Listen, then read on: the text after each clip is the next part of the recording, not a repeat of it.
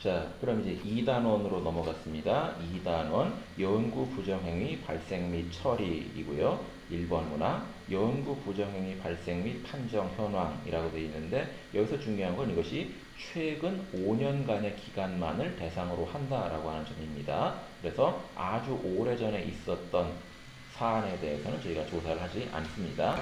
최근 5년간이기 때문에 기간이 2016년 1월 1일부터 2020년 12월 31일까지인데 그런데 이 시점을 결정하는 기준이 뭐냐? 이 기준이 연구 부정행위 판정일이 기준입니다.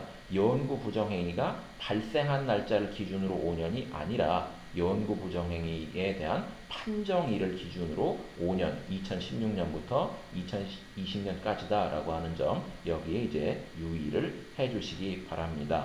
자, 그래서 이제 대학명은 쭉 이제 써주시면 되고요. 그 다음에 학문 분야는 이게 인문학이냐, 사회과학이냐, 자연과학이냐, 공학이냐, 의학이냐 이런 식으로 밑에 작성 지침에 보시면은 학문별 분류가 번호로 표시되어 있을 겁니다. 그래서 그 번호에 맞게 써주시면 되고 집이라고 하는 건 누가 연구 부정행위를 저질렀느냐라고 하는 거죠. 그래서 그 연구 부정행위를 저지른 걸로 의심된 사람이 교수였느냐, 연구원이었느냐, 대학원생이었느냐, 학부생이냐 또는 아니면 뭐 교직원이냐 뭐 이런 식으로 역시 해당 번호를 써주시면 되겠고 그 다음에 여기서 이제 연도를 두 개를 물어봅니다. 자, 앞에는 연구부정 행위연도고 여기 뒤에 칸에는 연구부정행위 판정연도라고 되어 있습니다. 아까 위에서 저희가 기준을 조사해야 될 기준을 최근 5년간 그래서 2016년 1월 1일 이후부터 2020년 12월 31일까지라고 했어요. 이게 분명히 판정일을 기준으로 5년입니다.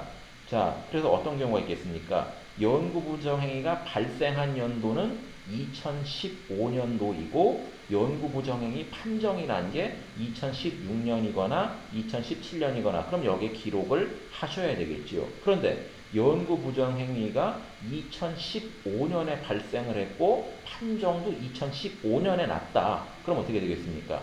2015년에 이미 판정까지 끝난 거는 이 대상에 포함이 되지 않으니까 이 경우는 기재를 하지 않으시는 게 맞습니다.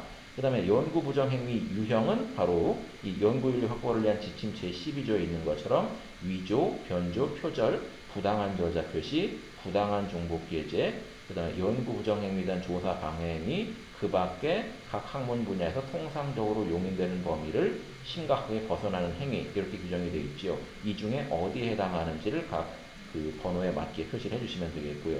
연구물의 유형은 이게 학술지, 저널의 논문인지 아니면은 어떤 단행본으로 출판한 책에서 연구 부정행위가 발생했는지 또는 대학원생들 같은 경우는 주로 학위 논문에서 이게 발생할 수가 있잖아요. 그래서 학위 논문인지 그리고 어떤 이공계에서 어떤 특허 기술이나 특허 물질을 개발할 때 발생한 행위인지 그리고 마지막으로 이제 문학이나 예술에서 문학 작품 시나 소설이나 수필이나 그 다음에 예술 같은 경우는 그림이나 조각이나 어떤 노래라든가 연주음악이라든가 이런 경우에도 표절이나 위조 변조가 발생할 수 있겠죠. 그래서 그 해당 번호를 좀 써주시면 되겠고요.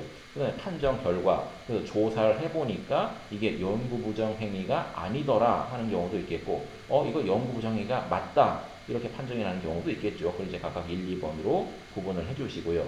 만약 여기서 판정 결과 이게 연구부정 행위가 맞다라고 이제 결정이 내려졌으면 그럼 어떻게 되겠습니까? 거기에 대해서 어떤 징계 조치 같은 처분이 내려지게 되겠지요. 그래서 뭐 표절을 한 교수에 대해서 무슨 징계 처분이 내려졌다.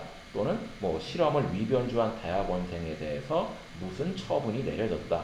이런 거를 각각 해당 번호를 함께 표시를 해주시면 되겠습니다.